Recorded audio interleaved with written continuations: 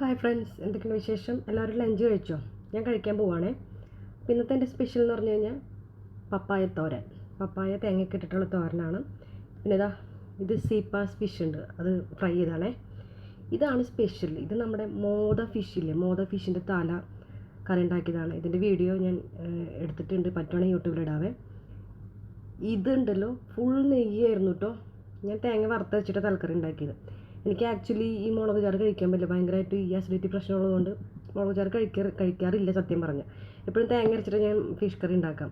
അപ്പോൾ ഒന്ന് വെറൈറ്റി പിടിക്കാൻ വേണ്ടിയിട്ടൊന്ന് വറുത്തരച്ച് കറി ഉണ്ടാക്കിയത്. പക്ഷേ ഒരു തുള്ളി എണ്ണ ചേർക്കേണ്ടി വന്നില്ല, ഭയങ്കര എണ്ണയാണ്. മീൻസ് എണ്ണയല്ല, നെയ്യ്. കറിയെല്ലാം തിളച്ച് റെഡി വന്നപ്പോൾ ഫുൾ എണ്ണയായിരുന്നു. എന്നാലും സാരമില്ല, ഇതിൻ്റെ നെയ്യാണല്ലോ, എനിക്ക് നെയ്യ് ഇഷ്ടമാണ് കഴിക്കാൻ. അതുകൊണ്ട് ഓക്കെ, കഴിച്ചു നോക്കാം. ഇപ്പം തന്നെ വായിൽ വെള്ളം ഊർന്നു കേട്ടോ. വാവ്, നൈസ്. ഇനി കുറച്ച് പപ്പായ തോരനെ കൂടിയിട്ട് കൂട്ടി കഴിക്കാം. നിങ്ങളൊക്കെ കഴിച്ചായിരുന്നോ? ഇവിടെ സമയം എത്ര മണിയായി നോക്കട്ടെ, 1 സെക്കൻഡ്. 1:40. Bahrain time 1:40.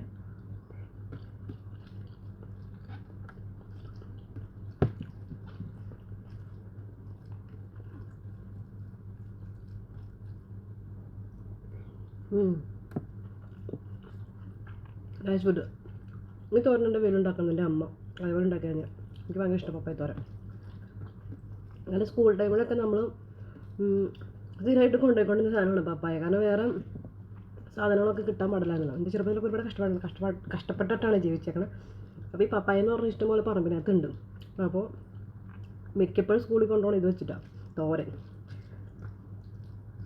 അതുകൊണ്ടായിരിക്കും അത്ര ഇഷ്ടം.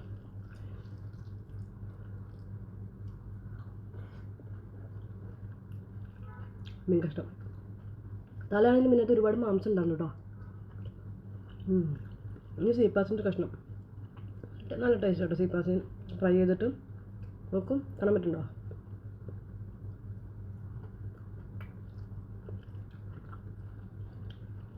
അപ്പം ഞാൻ കഴിക്കട്ടെ കേട്ടോ. ബായ്.